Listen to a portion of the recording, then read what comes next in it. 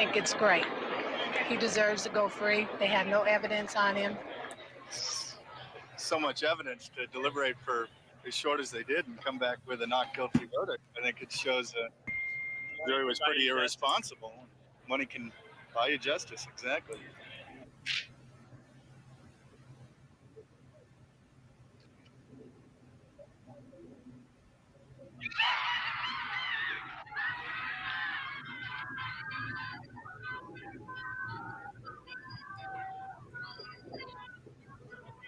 I think the jury sent a message that the time has come here in Los Angeles and in America that indeed there must be a level playing field for everybody.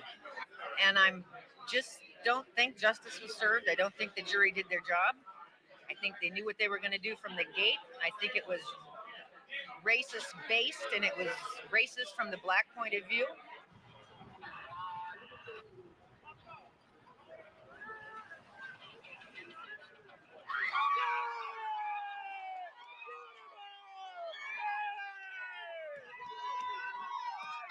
And I think that this is terrible that he's going to get away with this, because I do believe that he did it.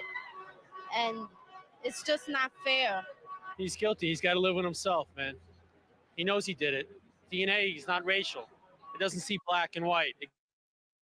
Good morning and welcome to the National Newspaper Publicists Association's Let It Be Known. This morning, we discussed the case that still cuts deep into the heart of America's racial divide. The trial of the century was a trial that captured the nation's attention, exposed the racial fault lines in our justice system. No, we're not here to litigate or relitigate this case, but we're going to talk about how this isn't just a trip down memory lane. It reflects how far we've come and still have to go. It's about all the white noise that comes with race discussions and other subjects in America. When O.J. Simpson was acquitted on October 3rd, 1995, the cheers that erupted were not just for O.J. Simpson, but mostly for Johnny Cochran's masterful dismantling of a justice system tainted by racial bias.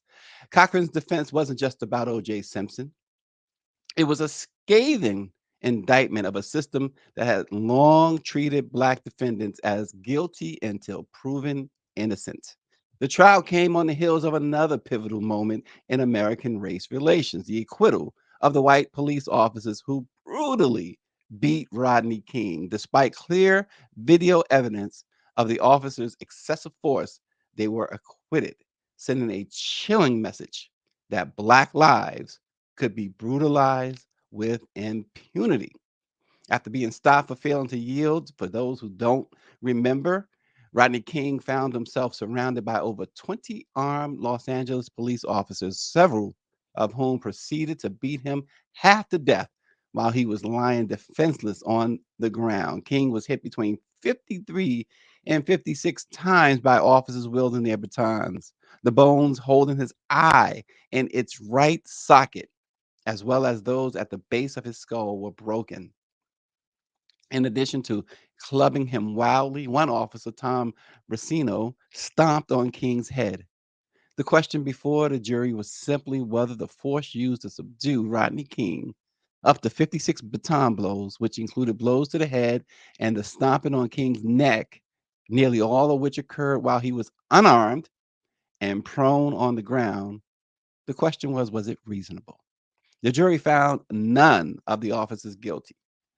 These cases were not isolated incidents, but symptoms of systemic racism that permeate every level of our justice system. They expose the double standards, the stereotypes, and prejudices that shape white perceptions of Black bodies, perpetuating a cycle of fear, mistrust, and injustice. It leads us today to talk about why a predominantly Black jury could not find O.J. Simpson guilty of double murder.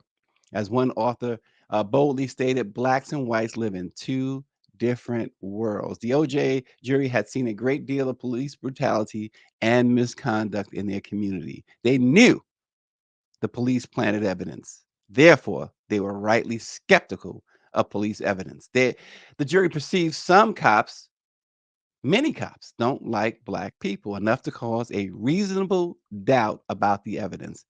In psychology, the principle of cognitive dissonance states that when people absorb new information conflicted with what they already know, they integrate it into pre-existing attitudes and beliefs. Some say the principles helps explain the decision of the O.J. Simpson jury. But consider these divergent views of what's supposed to be a common reality. Some claim that the insurrection on January 6, 2021, was the result of a racist demagogue. Others claim that it was a lawful patriotic protest. Some say racism remains a pervasive problem for many non white Americans. Others have the audacity to say white Americans are the primary victims of discrimination. Some say America is a nation of immigrants who bolster the economy and reinvigorate the country. Others say non white immigrants bring crime and are poisoning the blood of our nation. If there's a phrase that captures this dueling version of America, it may be alternative facts. Remember that phrase? It entered the American lexicon in 2017 during an exchange between Kellyanne Conway, who was a senior advisor to Trump, and an NBC journalist. When the interviewer pressed Kelly Conway on a false White House claim about Trump's inauguration drawing the largest crowd ever, she responded that Press Secretary Sean Spicer had given alternative facts. But 20 years before Conway, Simpson's trial had already revealed the potency behind such reasoning. No matter how much overwhelming evidence you have, there are always alternative facts. The prosecution in the Simpson murder trial thought their case was a slam dunk, with strong forensic evidence tying Simpson to the killings. Well, it didn't matter. There were alternative facts. Before there was fake news, there was fake DNA. What started in that Los Angeles courtroom has now spread throughout America's political and pop culture. Seeing isn't believing anymore. Is that video real or is it a deep fake? Did that student write that term paper or did AI generate it? Is that a person friending you on social media or is it a bot? O.J. Simpson gave us a preview of an America in which it's becoming harder for anyone to believe their eyes or ears. It's no wonder that so many people followed the news of that solar eclipse. It was a rare experience where millions of Americans witnessed the same event, and few, though not all, talked about alternative facts. Black Americans have long viewed the justice system as rigged, but now millions of white Americans claim to share the same view, thanks in part to Donald Trump. The former president is facing, of course, 4 criminal cases, one underway already in New York City, and 88 felony charges. He has pleaded not guilty to every single charge and claims to be a victim of corrupt prosecution. And he still has millions of white supporters standing behind him. About 85% of Republican voters in 2022 midterms were white, though there are signs that he may be attracting more Black and Latino voters. This morning, though, we are going to dive into these issues, confronting the uncomfortable white noise and the realities of African Americans and the American justice system. We got an all-star panel. Lauren Burke is with us. Rashonda Tate is with us as well. Katia Woods. And, of course, Tacoma is with us from the Chicago Defender. Good morning, everyone. Good morning. Good morning. All Tacoma, look, I'm going to start with you, and then we're going to give way to the ladies. Now, again, we're not going to relitigate whether somebody believes he's guilty or somebody believes he was innocent. It doesn't matter in 2024.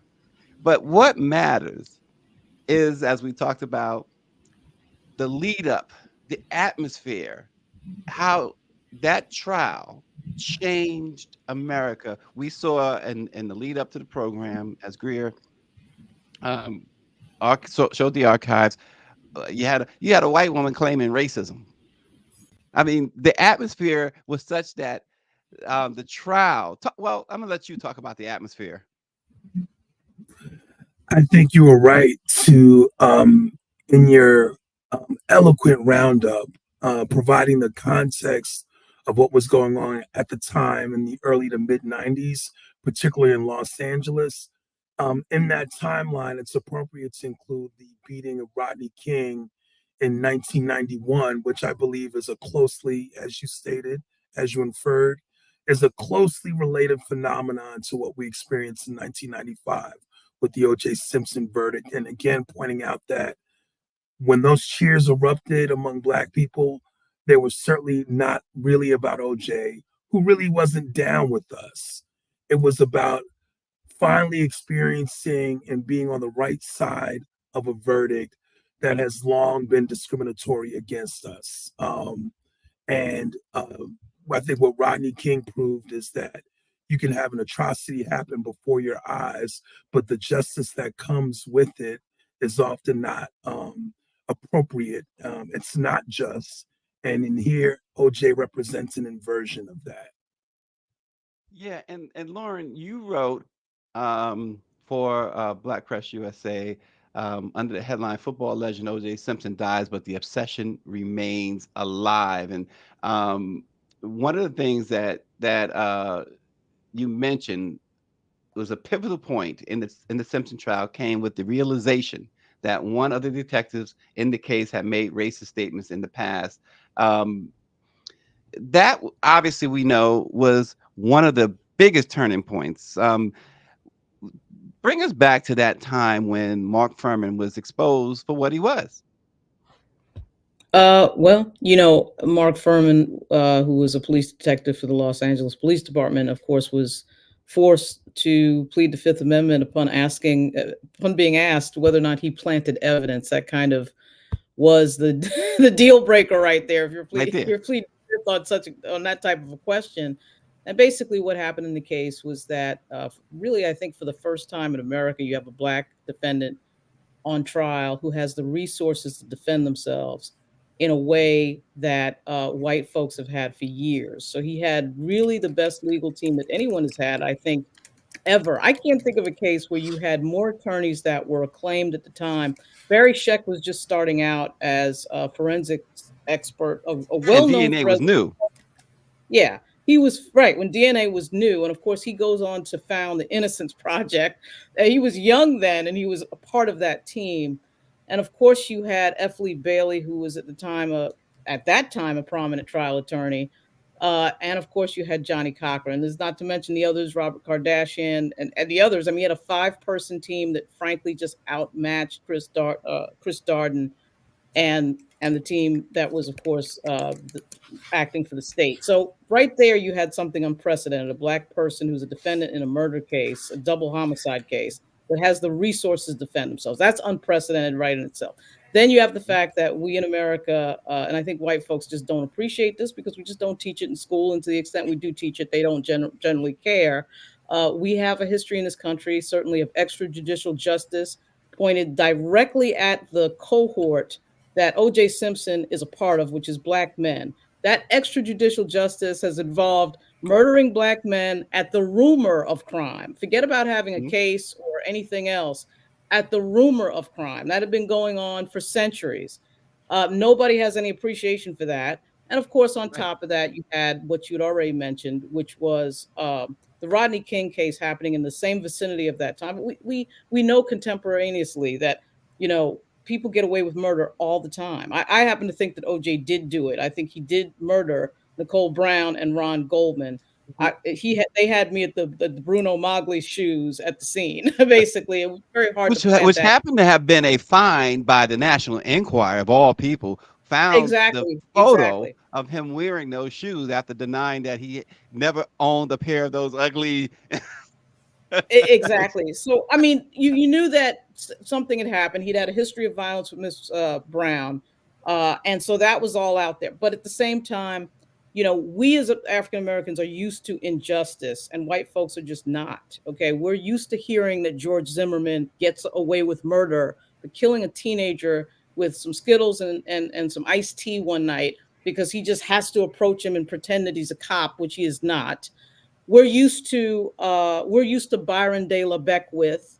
We're used to all of these things where white folks, have gotten away with murder over and over again, decade after decade, and really century after century. White folks are not used to that. So when OJ got away with murder, they all flipped out. I happened to be at ABC News in the first year of ABC News, people crying in their offices, hysterical, all of this. And I'm sitting there going, we as Black people have heard this a million times. Y'all need to relax. Okay. Just because it happened once for us and it's, I mean, once for you, and it's happened thousands of times for us. I mean, that to me was sort of hysterical. I'll stop there and listen to everybody else. Yeah, I want to go, Rashonda. And one of the several things Lauren mentioned there was the whole domestic violence thing. That's the other thing that seemed to have changed with the O.J. Simpson case. The recognition of domestic violence. That's really where Mark Furman comes in as well, not with just the planting of the or the alleged planting of the glove, but even with the domestic violence, Mark Furman had a history with OJ and Nicole and domestic violence calls. But before OJ, we didn't seem to, when I say we're talking about the greater public and the media itself as well, didn't seem to pay a whole lot of attention to domestic violence. Well, again, they're paying attention now because it's a beautiful white woman who was abused, and it's just like when it comes to the missing girls, attention was paid because this beautiful white woman's life was taken. And that's not to belittle anything, take away from the tragic murder. But I think, again, like Lauren said, we had gotten to the point where we were immune to this type of stuff, but now a national light is being shown on it. I think OJ's death just reminds us of the realities of race in America.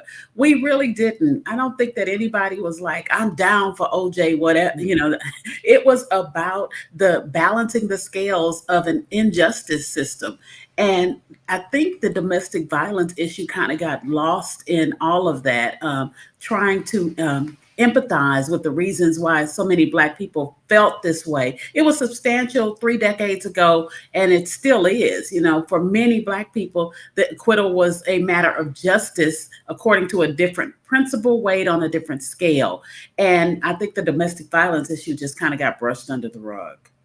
So interesting, Katia, with the case there and with how America, OJ was one who never, and Black people say this all the time, and it's true. I mean, I don't know a different way of saying it, but he never claimed his Blackness until he had to.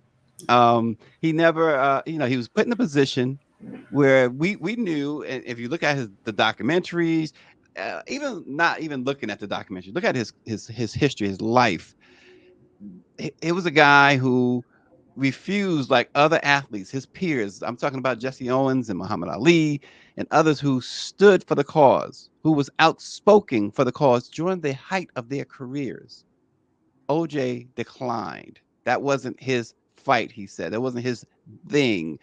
Really, the Black movement wasn't his movement. But it's really interesting how during that trial, Katia, if you recall, when they took the jurors to OJ's home, how Johnny Cochran orchestrated the, as Greer and I was talking about, the code switching. They orchestrated the putting up Black photos that Black folks would have. They changed out all the white photos. Talk about that a little bit when you have celebrities like O.J. Simpson who never claimed his Blackness, but when that time came, that Blackness worked for him. What's the famous quote he had? I'm not Black, I'm OJ. I mean, it's just, yeah. I mean, he lost a little bit a sense of reality. He thought money could erase, or his Blackness would have people see him for him. And then, this awful event occurs, and he found out just how Black he was. You know what I mean? Because all his quote unquote white friends were like, "We good," you know what I mean? The people in the neighborhood that he lived, they didn't want him living there. They didn't want to be associated with him anymore. All the invites ceased. So he found out real quick how Black he was. And, I mean, that was his get out of jail card, for him to claim his Blackness. And it was due to Black people that he was, he had a fighting chance.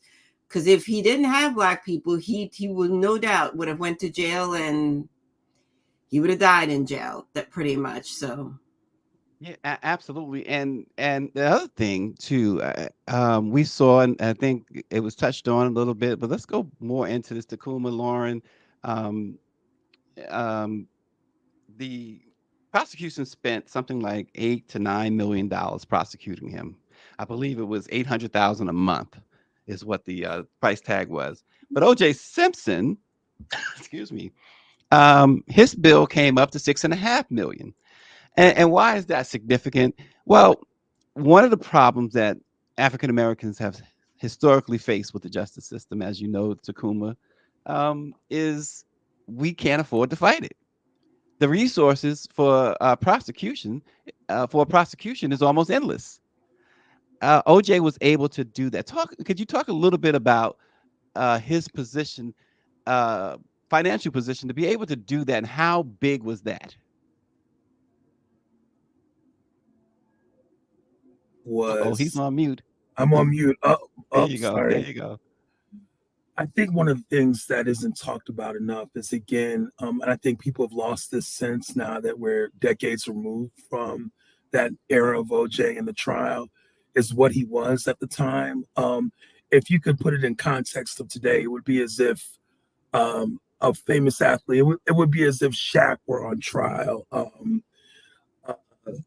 back then, because that's how big OJ Simpson was. You talk about a former athlete who was very successful with his run with the Buffalo Bills, one of the best, enjoying one of the best seasons ever, a 2,000-yard rusher, to someone who's been able to ingratiate himself into Hollywood society, and have this amazing career, first as a pitchman running through the airport for a car rental commercial, to starring in these movies that were really popular, especially the comedies that I'm thinking of, the Naked Gun series. Yes. So you had somebody with an extraordinary life who was far removed from the realities of what Black people had faced in South Central when he was in Brentwood, California.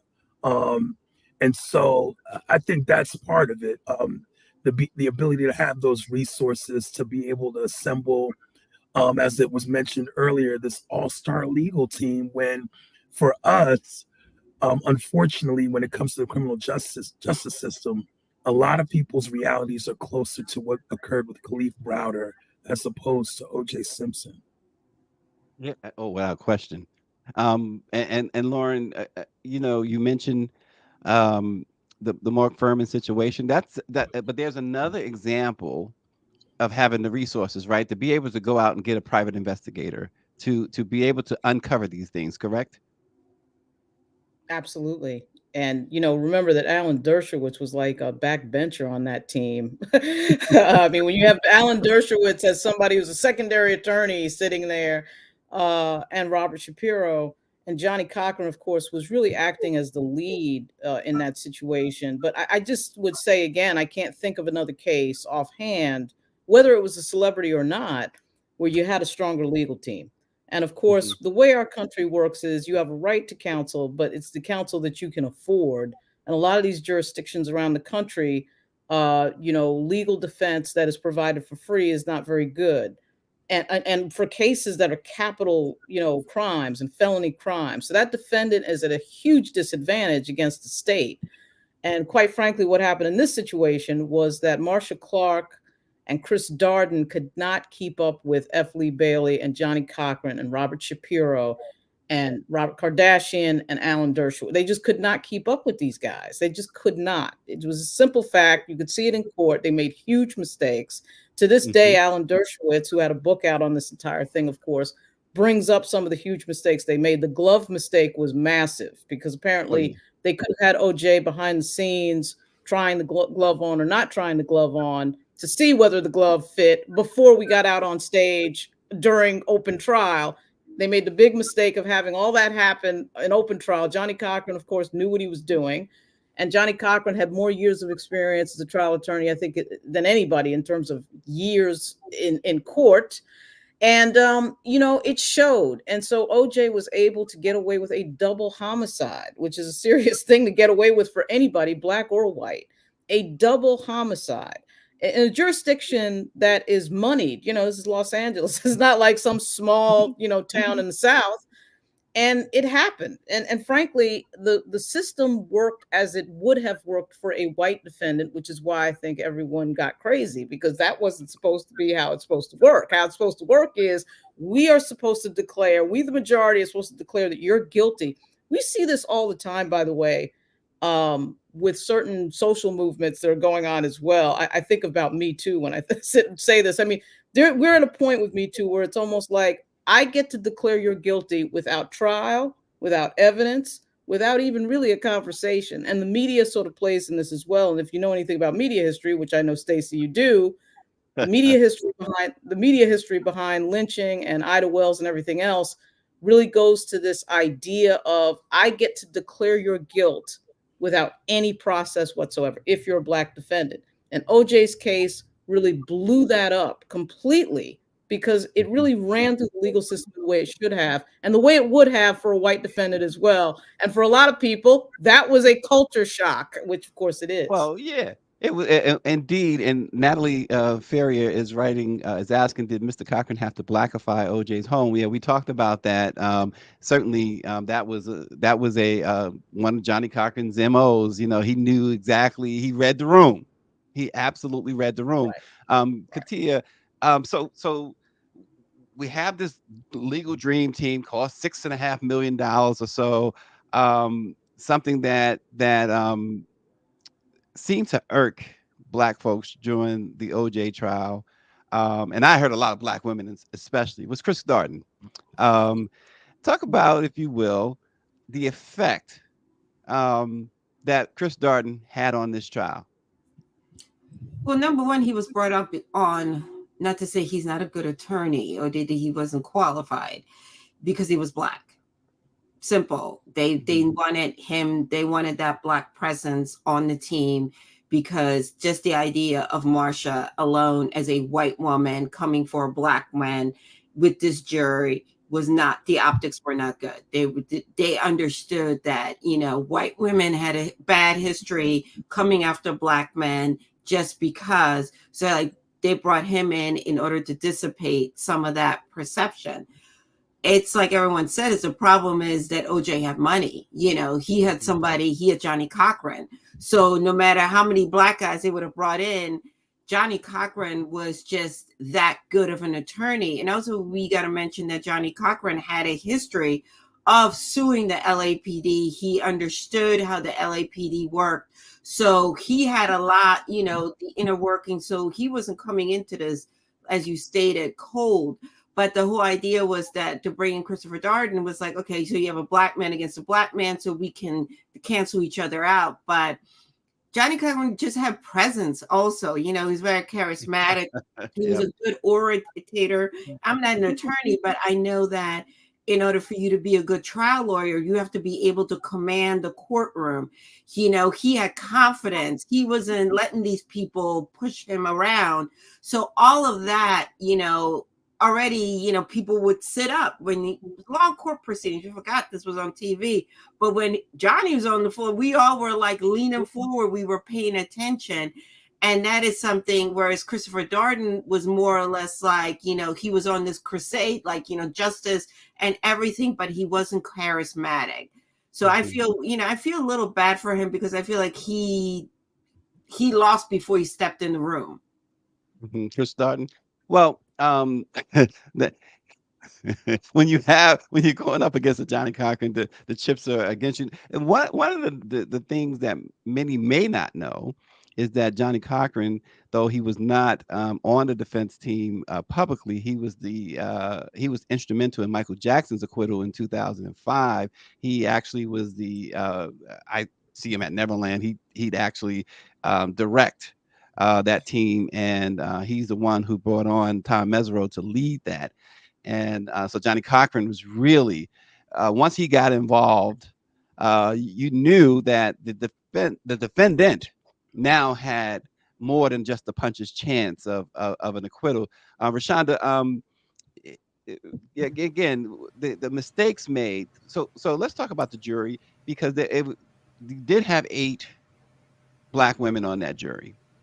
And the mistakes made was incomprehensible. As Lauren mentioned earlier too, One of the things that struck me, well, not struck me, but one of the things I believe, other than the glove don't fit, because I think the real thing that lost that case was Mark Furman.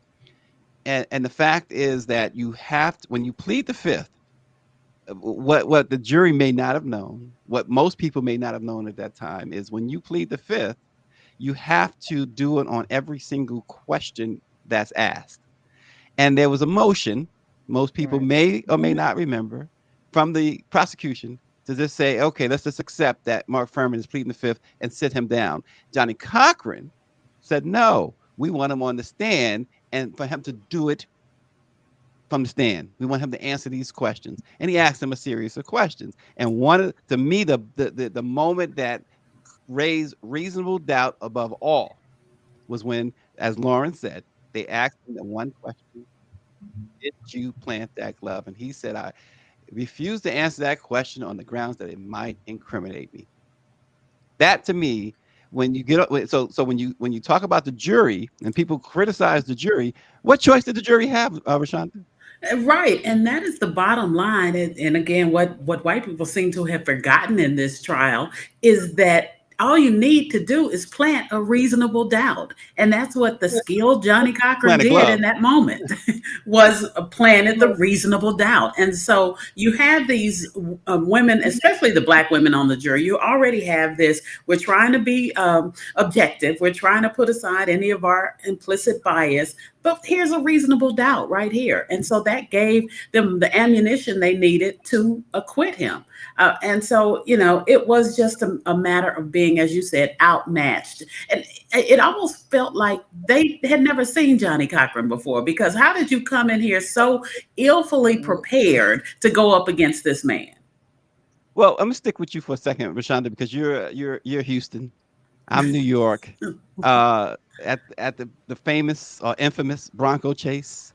Um, it happened during, I believe it was, I want to say game 6. No, it wasn't game 6. It was perhaps game 5 of the NBA championship.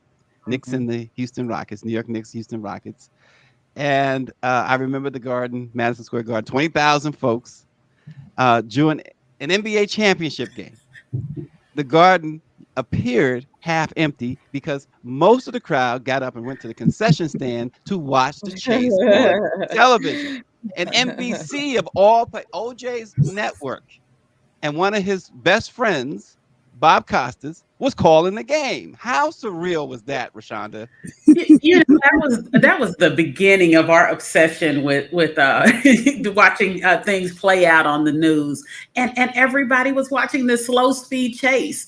And I think it was because it was a new thing. It had been on 24/7, the whole issue of this case, and just to watch that, I just remember, you're rooting for him to get away, but you're like, okay, but this is before we knew all that we know now, because I was one of those in the beginning. OJ didn't do it until he wrote a book that said if I had did it.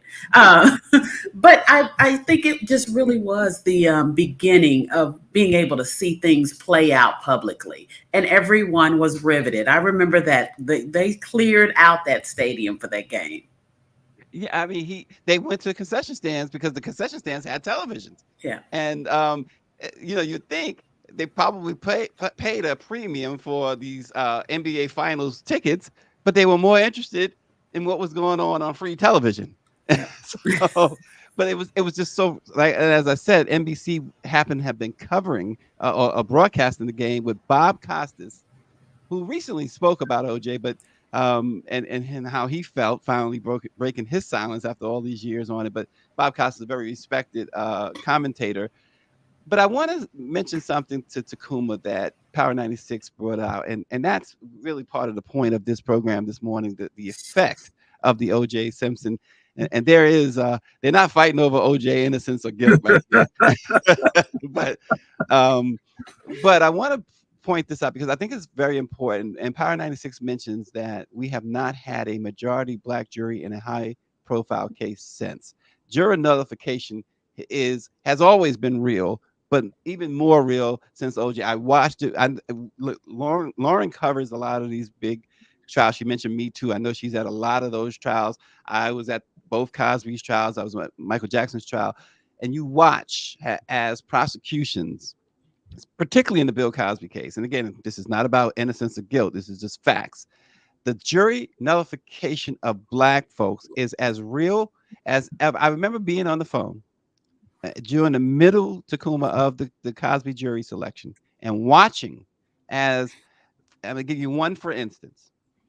This black woman police officer from Allegheny County was selected by the Cosby team, and the prosecution had no more strikes, but they objected to her.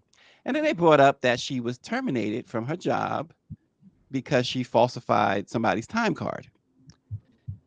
Turns out, and defense was able to show this, that it was a false allegation. She actually sued Allegheny County over this false allegation and was awarded $3 million, back pay, her job, and everything. But the judge still said, well, just to avoid any impropriety, we're going to dismiss her. Dismissed her. I was on the phone with Jesse Jackson. I said, here in Pittsburgh, we're looking at this in real time, jury nullification. And he said, Stacey, that's something that the civil rights movement fought about. We've been fighting for that all of our lives, and it continues to happen. And he alluded to the fact that the one trial that we didn't have, that was O.J. Simpson. But Power 96 brings up a great point. Since O.J. Simpson, we have not seen that, Takuma. And I would agree with that, because I'm even thinking of the high-profile cases we have that are going on right now in Atlanta, in particular with Young Thug, the rapper, and the movement that he's associated with. There isn't an all-black jury there, although when you look at Fulton County, the demographics, I'm not sure it's necessarily representative of the area. And that would make a whole lot of sense to me with regard to that. Again, pointing to the phenomenon that was the O.J. Simpson trial and that it's so rare. And again, with this distance that we've had, being able to see why it mattered so much. And there was something that you alluded to as well, that the O.J. Simpson was really the first glimmers of what we think of as this post-truth society that we live in, where what's true may be obscured by what's more evident or what's more believable and in accordance with people's biases. And again, we saw that with OJ. We're seeing that with the example you pointed out with jury nullification, and we're seeing it, of course, with 45 right now. Well, see, I've always, and again, I've always said this about court trials, especially when it comes to black folks. And this is why it was disappointing to me. I understand people's feelings about Bill Cosby, but it was disappointing that more black people wasn't paying attention. Not for Bill Cosby. It's like we didn't cheer for OJ. We cheered for Johnny Cochran. We cheered because those cops got away with beating Rodney King half to death. We cheered because of the Scottsboro brothers, boys, I should say. We cheered for Emmett Till when OJ was acquitted. It was, those cheers were for Emmett Till. Those cheers were for the Scottsboro boys and all other black folks who had been done wrong by the justice system. It had nothing to do with OJ Simpson, right? The Cosby thing, I saw so much corruption in that case. Not, again, I'm not speaking to his guilt or innocence, just saying the way it was run. And when we talk about reasonable doubt, that's why it horrifies me, Lauren, when the former Manhattan DA, Cyrus Vance, made the comment that when you talk about Me Too, just the mere allegation should be enough for a conviction. It's horrifying as a black individual when you go down that path and forget about the process. So they have innocent until proven guilty. OJ was guilty until proven otherwise, just like every other black defendant, but OJ had the resources. And many of us don't. Go ahead, Lauren. No, I want your take. Yeah, there's a lot to unpack there. So I just got finished watching in the courtroom, the Jonathan Majors case, all white jury with only one, actually, I shouldn't say all white jury, one black juror, one black female juror that they tried to kick out because she Of was course. doing something back there, questioning what was going on, which she should have been. You had the media completely on the side of the accuser, Miss Grace Jabari. And so the media plays the same role as it did when Ida Wells was fighting the media in the late 1800s, which is they're part of the, oh my goodness, this person's definitely guilty and we don't really care what the evidence is. So what? There's a video of Mr. Jabari chasing Mr. Majors through Manhattan. Big deal. So what the public then sees, and this is why I think we are post-truth at this point, the public is seeing what the media is telling them and believing it because there is no other source. And then they look at it and go, well, this all makes sense because this headline in the New York Times says that Jonathan Majors has a history of this and that. Then when you're sitting in the courtroom, you're seeing all the evidence play out. You're seeing the testimony firsthand. It's as if a different trial is happening. I once heard Reverend Al Sharpton say, and he's right, when you read the black press, it's like reading another version of America, because a lot of times you're in the courtroom and our version of events, particularly when you put it up against history, is got the context with it, which of course the white press is not going to have, particularly the New York Times, particularly NPR, by the way, and particularly Rolling Stone, who was obsessed. Rolling Stone in particular was obsessed with the Majors case. I know the feeling that you had in the Cosby case. I've never been a Bill Cosby fan ever since Pound Cake. Right. But the thing about it, Lauren, let me just say this. It's not about I know you're being a gonna fan. defend him. I get that. No, you're I'm gonna not defend defending him. Courtroom evidence. So The courtroom wait, evidence is different Lauren, from before you liking go Bill on, Cosby. let's make it clear. It's not about being a fan. It's not about saying he's guilty. It's not about saying he's innocent. It was about the process, is what I'm talking about. And this is what the O.J. Simpson jury did. They went by the process and got murdered. Pardon the pun, but they in the court of public opinion got murdered because they came back in 4 hours and said not guilty. But they went by what the rules were. The rules said that if you're beyond a reasonable doubt, then you must acquit them. So the so they got killed process, for it. the process in this country has never been fair to African Americans. Anyone who knows anything about history knows that we were never even considered citizens until 300 years into this country. I mean, so the idea that this is all, when we look at cases like the Daniel Perry case or the Kyle Rittenhouse case, Kyle Rittenhouse kills two people, right? Kills There two you go. people and has a massive, rifle on his shoulder. We all understand that there's no way a black person get away with that. When we see the case with the Breonna Taylor case, not only does Breonna Taylor get killed by the police, they then go into a parking garage and try to cover it up, all of which gets revealed. And then we got to sit here and listen to idiots like Candace Owens tell us that, oh, well, this happened because it was her fault, which is always the magic trick, right? With Trayvon Martin, it happened because it was his fault, because somehow or another he attacked somebody. With Michael Brown, it happened because it was his fault.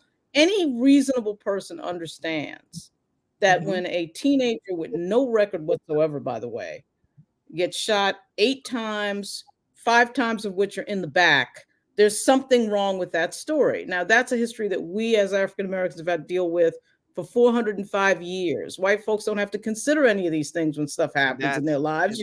We're the ones that have to consider this type of history. And with OJ, that's why it also culminates in OJ. It also too culminates in these present day trials, because quite frankly, I thought the Majors case, if you took a picture of that courtroom, almost all white press corps. Only on the day that the verdict came out, did I see 2 black reporters. Completely white press corps, almost a completely white jury in Manhattan, a city with 2 million black folks sitting around, and nobody even writes about that in the media. Nobody even noticed any of it. It's amazing. Same with Cosby, and again, Erica Dixon saying pound cake. And see, the problem I have with that, and I don't want to spend a lot of time on this at all.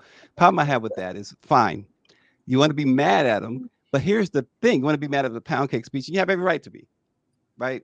But here's the thing with that: the point is not about what it's about, black and white here, right? This black man had the resources and still they recognized that he had the resources, and so the judge was determined this was not going to be another OJ case. The judge was determined that he was going to stack the deck against this black defendant. That's the concern, not that Bill Cosby was Bill Cosby, not that he said a pound cake speech that dissed us all in front of white folks. Not that. That doesn't matter. But Katia, what does matter is this process, this the law that the jury in the OJ case, right? One of the jurors said, "Look, the guy said he pled the fifth on he said he couldn't answer the question about whether he planted the glove or not. So in other words, he planted the glove. That's enough reason for that. The other cop took blood home with him for the weekend, and then this blood gets smeared in different places that is questionable. That's reasonable doubt. So you had a situation where finally a black defendant led by a powerful black lawyer was able to win in a system rigged against them. Um, One of the things that Gil Garcetti, the district attorney, said to me, the Los Angeles district attorney said to me some years later after the trial, um, was that I asked him, well, the crime was committed in Santa Monica, Lily White, Santa Monica, because as Takuma pointed out, OJ lived in Brentwood, and he was, $1 million homes and stuff like that. Why did you move the case to downtown Los Angeles? Totally different jury pool. I said, I believe you wanted a black or minority jury to convict him. And he said, well, no, that wasn't necessarily the case. This is his words. He said, we needed to accommodate the media, and there was work being done at the Santa Monica courthouse. I couldn't believe he said that, for the record. So I think you have a situation here where in the OJ case too, so many factors, as we've already discussed. All of the Rodney King thing was certainly huge, the Rodney King situation, but these other factors, the mistakes that Lauren pointed out, the craziness that she pointed out with Furman and Darden and the glove, but you also had the decision from the decision maker, the district attorney himself, moving that trial to Los Angeles, downtown Los Angeles. That was big, Katia, don't you think? Well, 100%. But let's also say that it's been the other way. When the officers that, beat up Rodney King, they took it to a county that favored them. Simi Valley. So, and we knew that once they did that, they were going to go free because, at the time, and probably still now, we knew that white people weren't going to convict the police. Like the odds were against it. But I do want to say one thing in terms of jury pool, right? Absolutely. I agree with what everyone said, but we also as Black people have to show up when we are called to serve. I know way too many people that are registered voters that when it's time to show up to be on someone's jury, that are like, ooh, I want to get out of it. I don't want to be bothered. I have things to do. Well, you can't complain about the system and what it does if you don't show up and do your part as a citizen.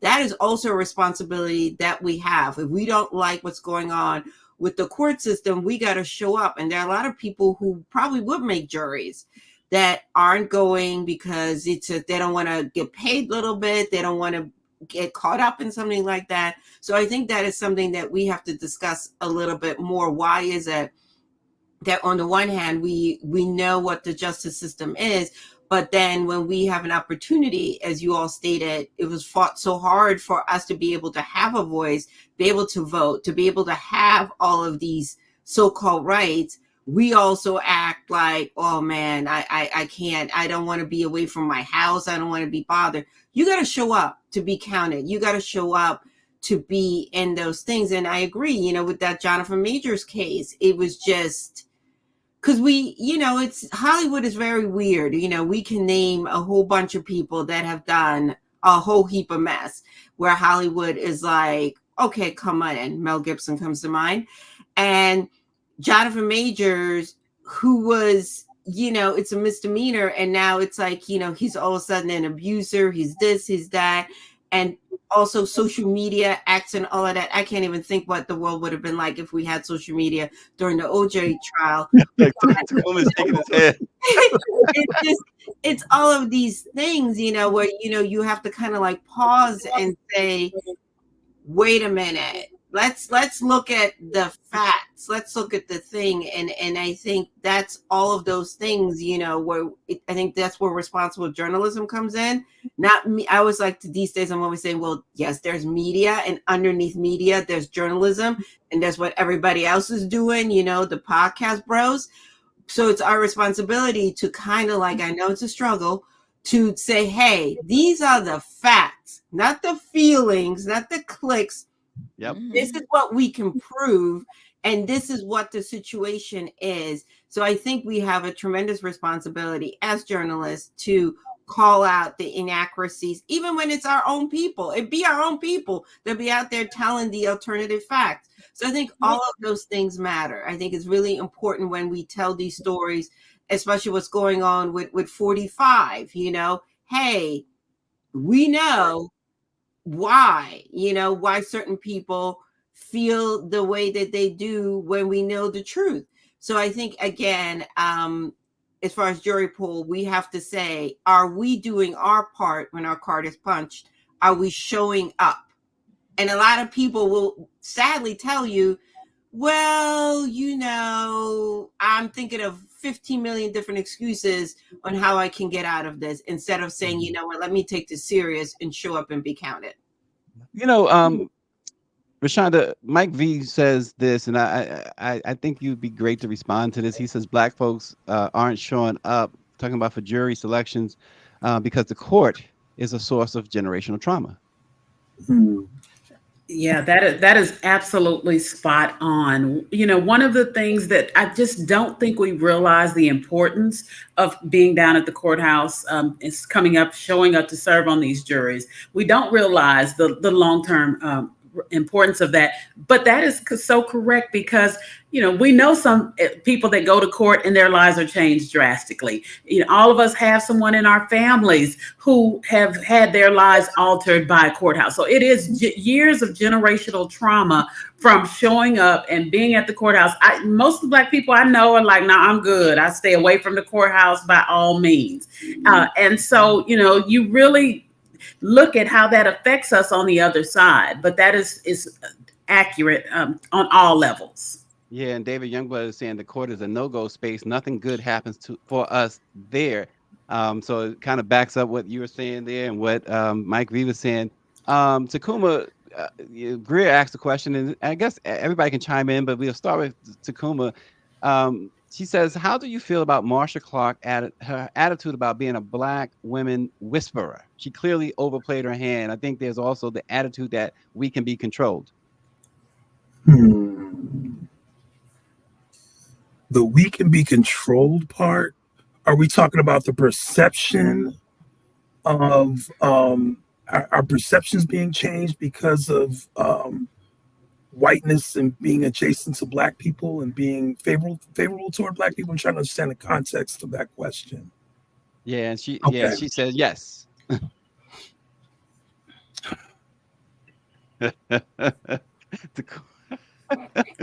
he's like the thinking man over there. Yeah, I am. I'm trying to come up with an example here that fits that, and I have to think about that a little bit more. I'd like to defer to my other. Sure. Go ahead, ladies. Yeah, I think Marsha really, again, that it just shows how much she was not up to the task. The entire team, as we said earlier, I think they thought, well, Christopher will handle the black part, and Marsha will appeal to these as a woman. And at the end of the day, they're sitting in this courtroom, and we like a show, and Johnny gave a show. So Marsha could have whispered all she wanted, but those black women were looking at the show Johnny was putting on. Yeah, and Lauren, wasn't that offensive? What Rashonda just truthfully stated, that Christopher Darden was there for the black part. Isn't that offensive in some way? Yeah, they should have put their best folks up there. I don't want to imply that because he was black, he wasn't the best attorney, because I don't know who else was in their office at the time. Right. But so they did need to put their best there. You see Alan Dershowitz and Johnny Cochran and F. Lee Bailey coming in a big case that is going to involve a celebrity and be all over the place on TV. You do want to put people up there who's the best in your office at the time. I really don't know who that was. We only saw, of course, Marsha Clark and Chris Darden. To go back though on the subject of facts and the media, I think one of the reasons why things are so complicated now, of course, the media has a huge challenge of misinformation and disinformation, particularly put on media platforms that uh, have no responsibility with regard under the defamation laws as they stand now. Anybody can sort of write anything they want, and these media platforms are protected by Section 230. But more importantly, we have a press corps, particularly younger members of the press, that want their feelings in the stories rather than the facts. All the And time. I've gone up against this many times where you have certain facts in a story, particularly if we're dealing with somebody who's black, because oftentimes the dynamic is this, the defendant is black, the press corps is white, the press corps went to Wellesley and Hamilton College and don't have no relationship whatsoever to the black community. And you're having to be the whisperer of that case to some member of the press.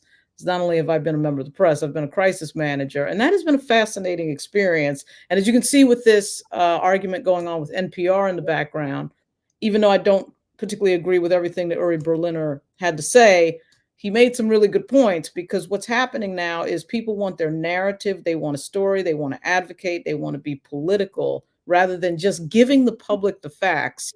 And the public can see it. The public can see the politics behind a lot of these stories, whether they're on the right or the left, whether it's Fox News or MSNBC, they can see it. And that is killing the media right now. Absolutely killing the media, because we saw it in the Johnny Depp situation where random people on YouTube were giving more facts and more details about the case than the media was, for political reasons, because NBC and CBS wanted Amber Heard to be a hero instead of just telling the public what the facts of the case were. And the facts of these cases a lot of times are very complicated, particularly when you have men and women in a marriage. Usually what you find is that there's mistakes and foolish behavior on both sides of that equation.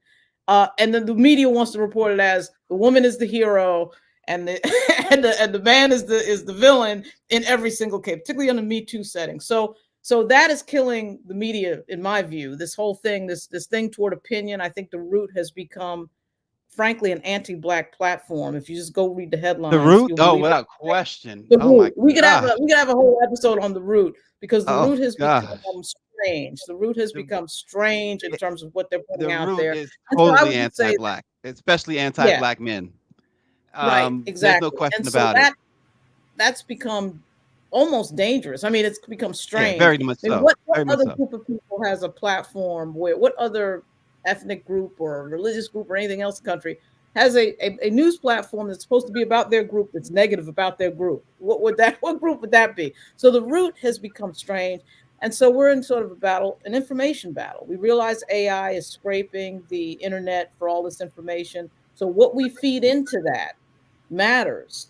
And that's becoming huge, because if AI wins the court case with regard to the information they can scrape off the internet and amalgamate into Chat GPT and everything else, that means that all this misinformation is part of that equation. So we have to be thinking Yeah. strategically as Black folks in a way that no other group has to think, because our history is the one that gets attacked and buried and changed, and all these other games that are happening around the country.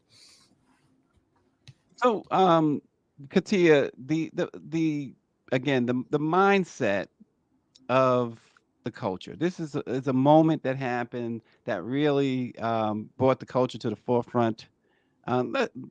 Dive into that just a little bit more. We talked about the atmosphere, what was going on at the time.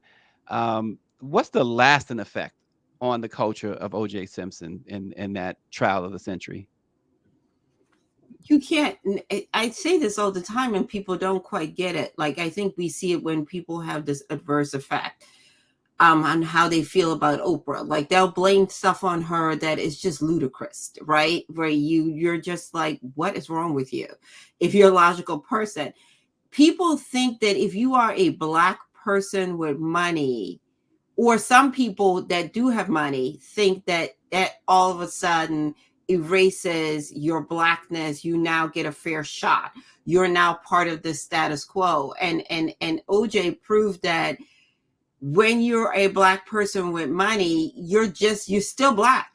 Did the word erase that? And I think, I think unlike OJ, Oprah gets that. She's often talked about how she's been denied, she's been questioned, she can afford things, she's been turned away from places, and that's Oprah Winfrey. So, if Oprah Winfrey is getting these doors, what is it that people say the difference between racism when you're broke and when you're rich is it's just more passive, but it's still there. You know what I mean? It's not directly in your face. So I think that's the thing is, understand that no amount of success, you can marry whoever you're going to marry. You can be this poster child. You can have this perfect image.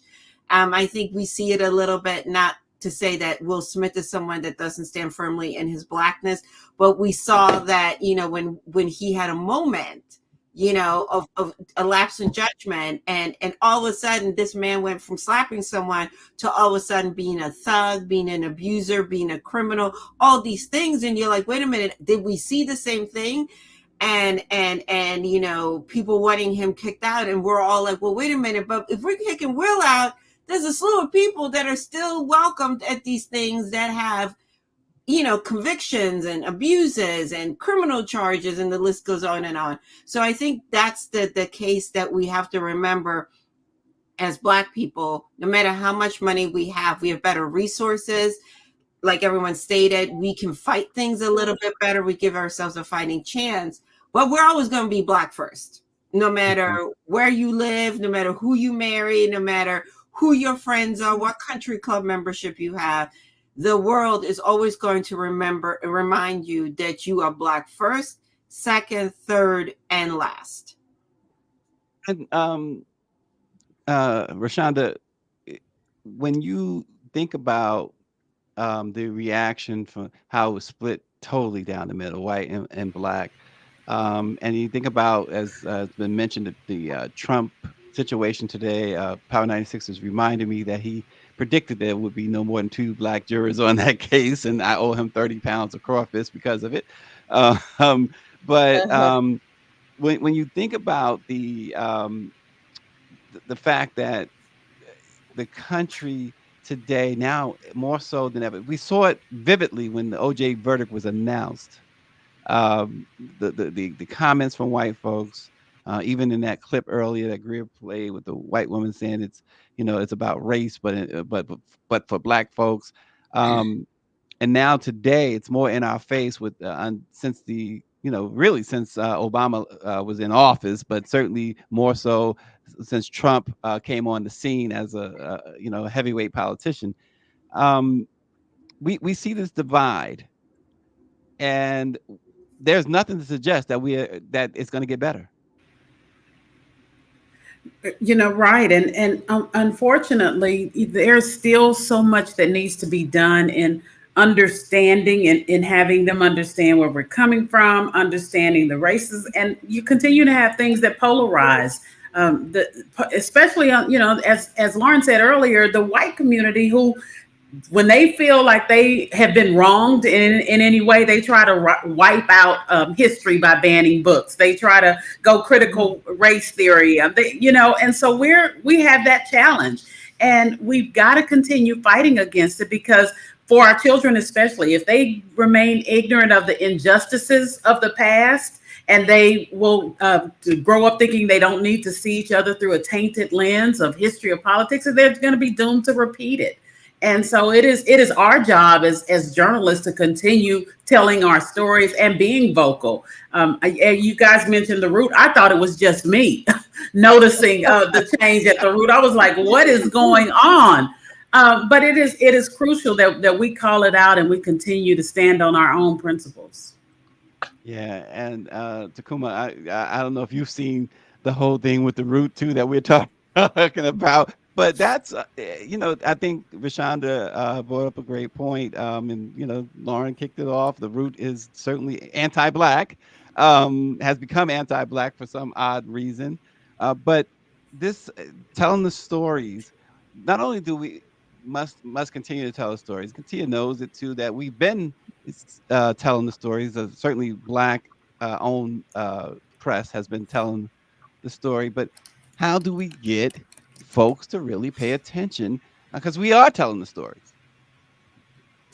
Yeah, and getting back to the lessons to bring it full circle about the impact of the OJ trial as the dominant television event that it became. I think what's clear is that since that event, we realized the importance of multidimensional communication in the sense of you can appeal to the logic of people all you want. The prosecution may have had the best laid plans factually about why their case stood up, but when it comes to the theater and being able to appeal to somebody at a very primordial level, base level, that still matters. And it's why we have the famous phrase, the gloves don't fit, why that still echoes, because Johnny Cochran knew that televised courtroom was about theater. Uh, 45 knows that politics is about theater. So again, when we talk about being in this post-truth society and our responsibility as journalists, how do we cut through the noise using facts, but using a method of communication that really gets at the root of people and makes a lasting impact? Yeah. And Lauren, I'll give you the last thought on that. I know you look like you had some thoughts on that. I think that yeah, I mean, there's a lot of things going on. One is that obviously technology has completely changed, and it has given everybody the platform really on an equal basis in terms of anybody can get on anything and broadcast and blow up. I mean, and actually blow up and get a lot of audience. And so, obviously, the environment has changed toward this value of audience for audience sake, no matter how irrelevant the subject matter may be. And the media is struggling to catch up to that, because what has happened now is the media is, of course, competing with anyone who has a cell phone at any given place in time, who could report what happens right in front of them at any given place in time. So the media is competing against that, and competing against the fact that people's attention is divided by everything from gaming to folks on YouTube who may or may not have a relevant opinion. And then that environment, the media has decided, I think most of the press has decided, that it really doesn't matter what it takes to get the clicks and the attention to the website. We are going to put that on. And so facts are taking a back seat to feelings and to emotion. And of course, the fact that Facebook had discovered that to get people emotional and angry was the way that you got traffic, and now the media is duplicating that strategy. And that is all bad news, generally speaking, for Black people, unless, of course, we own and control our own platforms. I keep telling my friends in media to stop arguing in these newsrooms, with these white folks that control the game, because they do not know our history. To the extent they do know it, they don't care. And when they do know it, that doesn't mean they're going to amplify it in the same way that we would amplify our own story when we tell it. So it's a completely different thing when you're telling your own story. They're telling their story, right? They're telling their story, and we need to counter that by telling our story and stop wasting time and build platform. As you can see with things like Club Shay Shay and a few other topics. And I know, a lot of people might not consider Shannon Sharp a particularly good example, because he is doing entertainment, not hard news. But I would argue that one of the reasons why Shannon Sharp has blown up is because he is talking to a constituency that everybody ignores, which is, generally speaking, Black men. He talks to a lot of Black men on his show. He himself is a Black male. He is a not just an average football player. I think he has 3 or 4 Super Bowl rings. He is a Hall of Fame, level player. So everybody knew who he was from jump. And because of that, he is able to gain millions and millions and millions of people. I think that there is certainly a Black woman out there who could do the same exact thing and who will do the same exact thing and amplify the topics that she feels are important as well. But because the media completely ignores Black men and doesn't hire them into any of the newsrooms I've worked in, whether it was USA Today or ABC News or anything else, things like the OJ case and John Majors. I know a lot of people want to quote the Malcolm X quote, and I totally get that as a Black woman. But my view of it has always been that Black men have been the ones that everybody talks about and vilifies, but doesn't actually hire. So they don't have a seat at the table. So what we're seeing is a constituency, Black people more generally, broadly, and Black males more specifically in the case of Shannon Sharpe, having an audience and blowing up and making money with that audience. And that is what we have to do as Black folks. I'm hoping some Black woman comes along and does the exact same thing Shannon Sharpe does. I think that will happen. Certainly Beyonce could do it at the the drop of a hat, but she's busy with a lot of other things. But I'm just saying that we as Black folks have to own and control our platforms and our story, because if we don't do that, we're going to have other people deciding what the narrative is. And that has been a disaster from the beginning of the printed press about 200 years ago. May Yeah, I just and jump in for 1 second? I think yes, I understand.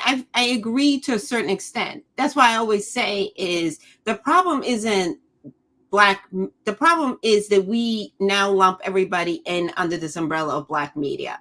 The issue with the root is it's not Black owned. It's right. Black facing.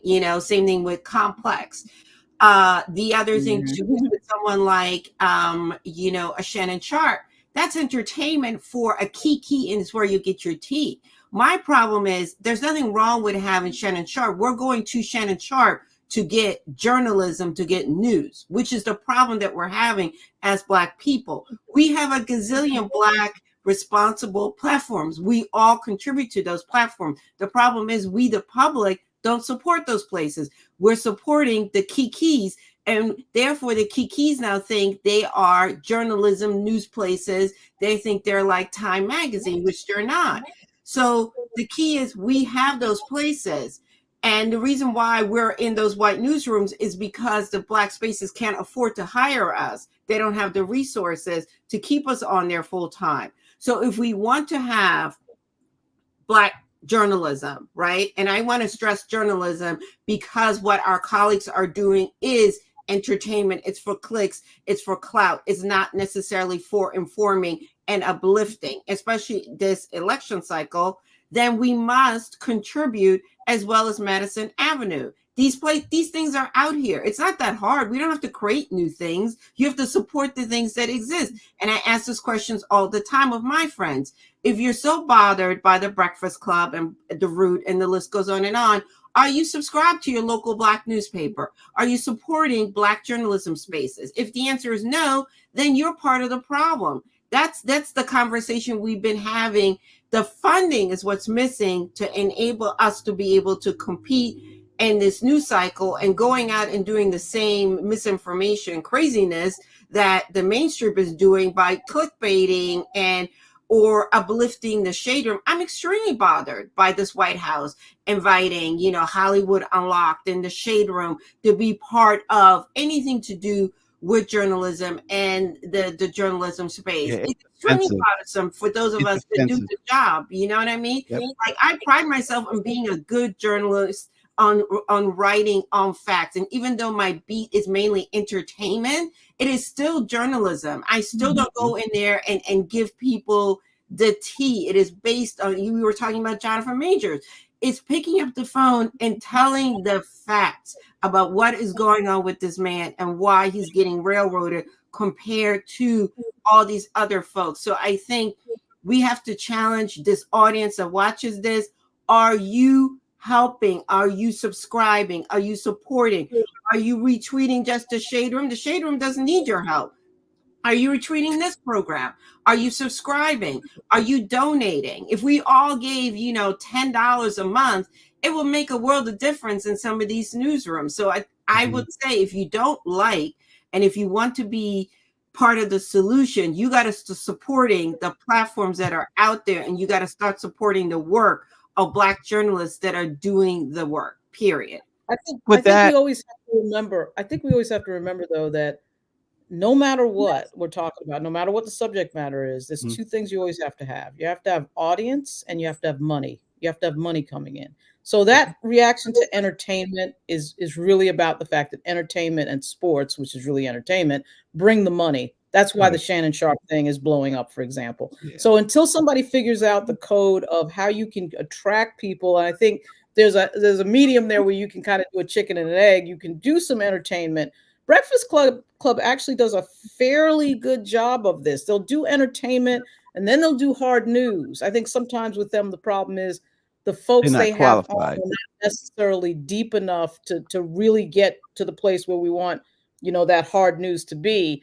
But nonetheless, they're doing the entertainment to get the audience, and then they're hitting us with some hard, important topics. And who they do that with, I think, is where the key is. But it's a difficult conundrum because you do have to have that audience, but you have to make money. And making Yeah. money a lot of times goes back to Mm. the entertainment piece. Yeah. And but Rashonda, with that said, the um, the training of folks' mind when it comes to news now seems to be that they've now been trained to go to these alternative sites, these blogs and things like that. How do you undo that is really, I think, the challenge. Yeah, it's one we constantly face because we have an uphill battle because people continue to think we're a recycling of press releases, and so we just have to continue doing the stories that we do, and it's all in the promotion as well. It dumbfounds us that we've been a staple in the Houston community for so long, and we can easily go to a Black event and half the people there have never even heard of us. And so it is an ongoing challenge. One of the things we're doing, though, is we're doing a lot of media partnerships, trying to get out in front. We work with the Fox station and the NBC station in Houston, trying to get out in front of people so that they can see we're an alternative to the daily news that they're getting. And we're looking at things that matter to them. And I think that's just we just have to keep going and not give up, and then find other ways to promote it and let people know, hey, we're here. Yeah. What are you doing in Chicago, Takuma? And that was a really good point about it's this battle between vegetables and candy, right? Essentially, when you talk about the entertainment news versus the more substantive things. And the thing that I have to deal with daily is that, for example, we have a upcoming series of stories about to publish on Monday about how historical segregation in Chicago has fathered the epidemic of Black homelessness here in Chicago as well.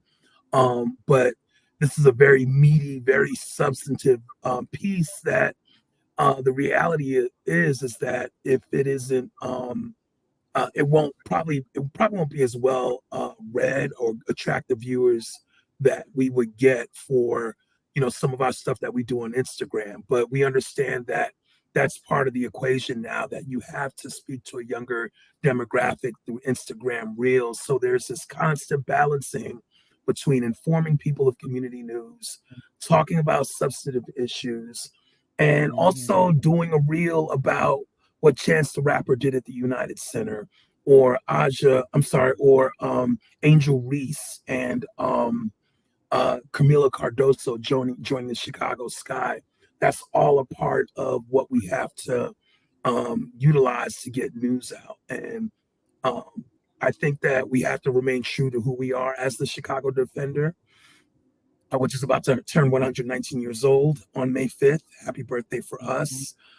We have to continue to speak to those historical issues that have long plagued Black Chicago, but at the same time, we have to appeal to this younger demographic. So it's a constant dance. Yeah. And so that's what we're doing. We are taking a multi-pronged approach in terms of storytelling. And I think that we have to value the entertainment, the candy, but we also have to use the candy to fund the vegetables. David Mhm. Youngblood says that he thinks more personal appearances by members of this panel, you guys, on alternative platforms as personalities may help to increase our own platform numbers. Um, that might be certainly a way to go. I know Lauren has she's a part of the very high profile Roland Martin Unfiltered, and Rashonda and her book tours and everything else she does, movies and things of that nature. And of course, Katia is I find Katia everywhere on when I look at social media. I mean, it's like she's in demand. So yeah, I agree with that. David says, I see you everywhere, Lauren. Real quick, we got 5 minutes left. Let me ask this question as we started obviously mostly about OJ and as Greer says, people forget we got to eat too. But the family of Ronald Goldman, Fred Goldman to be specific, has for since 1994 has gone after OJ Simpson. There was a judgment, $33.5 million. Estimates with interest and everything now he perhaps owes about $200 million to Fred Goldman, who's been chasing after this for 30 years. His estate executor initially said Fred is not getting anything. Now he says he'll work with them. What's your thoughts? And let's go around the table. Takuma, Lauren, Katia, and then Rashonda. Your thoughts on this as they go through OJ's estate to try to put a value on it and see what's left, see what he's had. What's your thought on the situation with the Goldmans? Because the Browns really have not pursued any type of the way Fred Goldman has. They have not. The Browns have not pursued this. Yeah. So we began this program talking about how OJ was the exception. And I think that we see, based on the memorabilia case that occurred years later, that he is indeed a black man. And he got reminded by the criminal justice, or excuse me, the court system in general about who he is. And this was the recompense, right? And so to me, that's what, when you look at the trial and you look at the events that happened after that, he was able to secure a historic win. I do happen to think that he participated in the murders of Nicole Brown Simpson and Goldman, but I also think that what ultimately is said with this memorabilia case, as specious as that case was that there's recompense coming and that you can enjoy our privilege, but the reckoning will come. And we saw that reckoning, and it will continue once that settlement is paid out. That 33, I think it's 33 million or 30 million. 33.5 million, but now with the interest is up to about 184 million or something of that nature. And he may very well be successful in recovering a portion of that, if not more. Yeah, there's nothing more indicative of the phrase, do Black Lives Matter than this part of the discussion. First of all, O.J. Simpson was found not guilty. So why are we discussing? And there was a civil case in which there was a substantial amount of money awarded, even though he was found not guilty.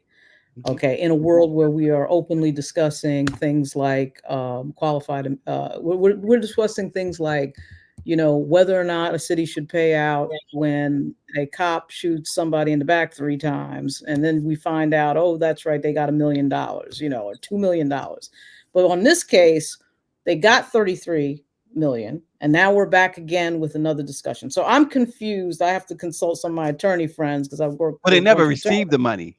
The 33, okay, they never got the judgment. Well, they got a judgment of 33 million bucks. So someone out there decided that the lives of those 2 people were worth 33 million dollars after the defendant was found not guilty, which is unheard of, by the way. Because typically what would happen is you'd turn around and say, well, he was found not guilty, so where is there any proof that there's a wrongful death case here on a civil level?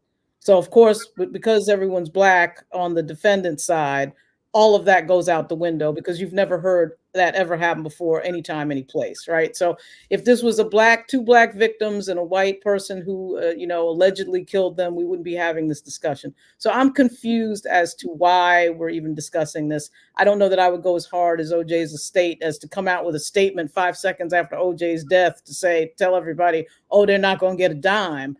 I do think OJ did this. So I think it is not, surprising that Ron Goldman's father is still talking about this. I think he should be, as any father would be, had they lost their son in such a violent way. I mean, I think he has every right to do that's that. where I'm just saying, what? Right. And that's where I think about it too as a father, and I think about it too this way. Right. I don't know that, because to me, and again, this is just me, it has come off that it's all about the money and not the punishment for Ron Goldman. That's how for Fred Goldman. That's how I see it. I could be 100% wrong. Because well, I'll tell you this. I've been part of legal teams where I was the communications person in a wrongful death case involving police and stuff like that. It is about the money. Somebody's life ended when it should not have ended, and somebody's got to pay for that, quite frankly. So yes, it is about the money. I know in the Black community we have this, for some reason, I'm not sure what it is. I think it's because we sit in church a lot and hear things like money's the root of all evil and stuff like that. At the end of the day, it is about the money. You have taken somebody's life. You've caused pain in that family. You have now destroyed the life of that family by a male member of the family or female member of the family. Breonna Taylor should not be dead. That family should have gotten millions and millions of dollars, right? And I think they got 12 million. That's a big deal to lose somebody's life that should be here. So yeah, it is about the money. So I'm not mad at Fred Goldman. He's right. Ron Goldman's father. He would be saying stuff like any other parent would. That's not a problem. I'm just confused because it's very rare that you hear a situation where somebody's found not guilty and we're still sitting here talking about after they won the civil case, of course, was an all-white jury, and of course, civil. They say the burden of proof is a lot less in the civil. But go ahead, Katia. I mean, I think with the Browns, it's a little more complicated because there are children involved. They're related, right? You have their mother was murdered by their father, and they have siblings, older siblings. They're all family, so they don't want to cause any more damage to the kids. So I think that's why you don't see the Browns as active. I think the daughter, is the one that's had the hardest time, just living and being present, because her brother being murdered, I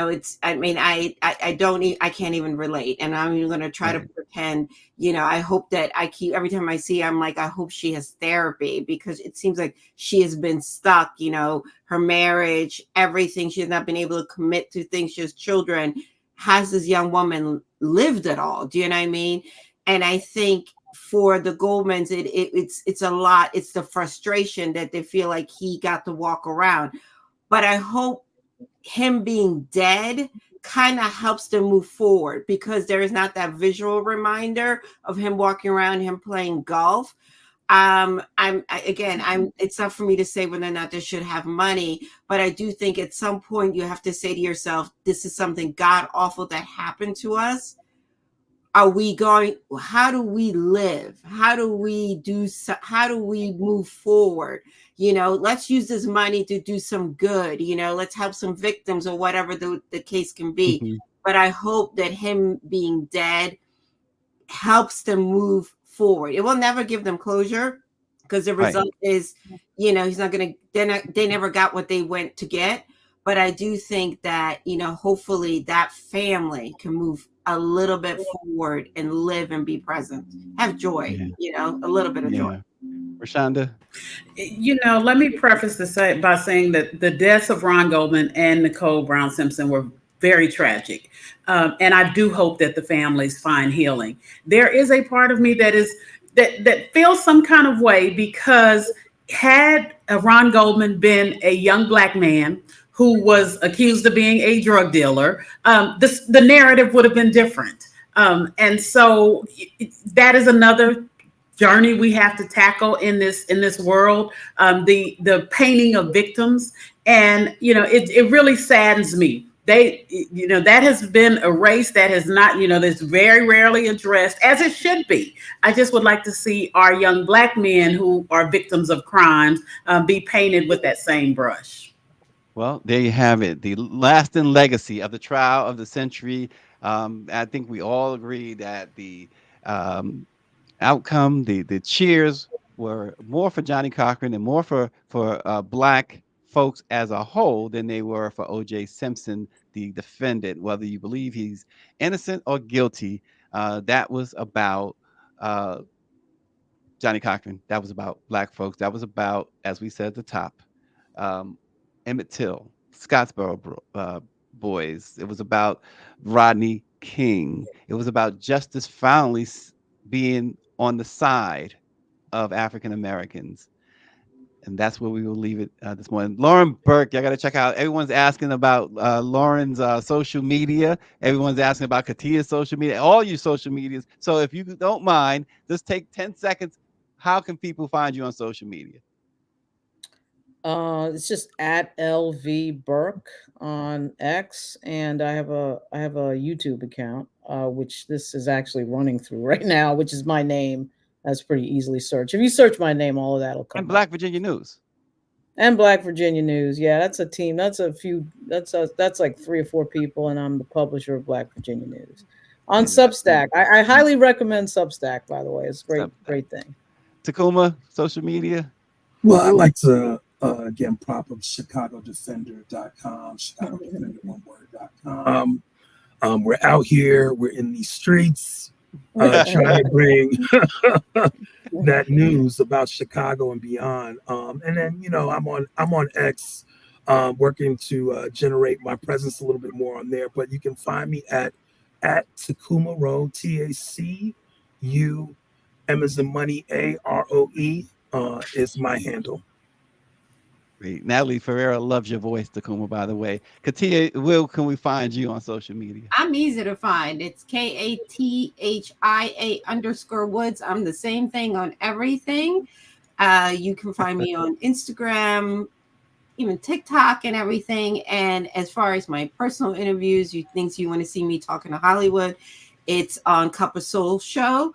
And then, as always, you can read my writing at the Philadelphia Tribune, And hopefully we'll see some of you in Chicago this summer when NABJ invades, Tacoma. I'm open to good food places. We like good food. I got them for you. Rashonda, where can we find you on social media? Same thing, Rashonda_Tate, and then the defendernetwork.com. And I'm on X, but my other personality is on X. Don't look for the objective journalists over there. I think we all are that. Yeah. And I love the fact, listen, the platform now has made it that we like to agitate the owner just to, Yeah. I could never serve on a Trump jury. They would totally pull up my X account. Yeah, just take us back a little bit. I think it's only right. All right. Wow. Well, thanks so much. This great panel this morning. Some great journalists. It's good to see fantastic, top-notch Black journalists all in one place. Thanks again, Lauren, Tacuma, Katia, and Rashonda. And thank you all for joining Let It Be Known. Have a safe weekend. And let's go Knicks. We'll see you Monday. All right.